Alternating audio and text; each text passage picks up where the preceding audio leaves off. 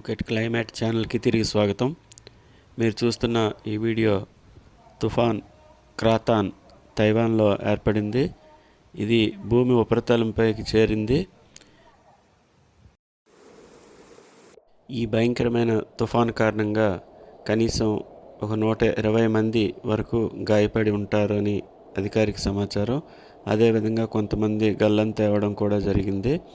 అధికారికంగా 2 వ్యక్తులైతే మరణించారని ప్రకటించారు.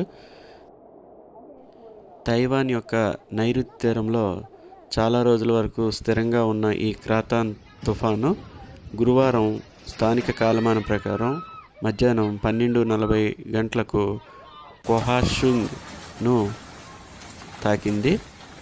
అప్పుడు శక్తివంతమైన తుఫాను యొక్క గాలులు 100 km/h కింద వేయడం జరిగింది. ఈ గాలులతో భవనాలు ప్రాంతాల్లో ఉండే చెట్లు, అనేక ఓడరేవులు, చుట్టూ ఉన్న షిప్పింగ్ కంటైనర్ల నుండి పైకప్పులు ఎగిరిపోవడం కూడా మనం గమనించవచ్చు.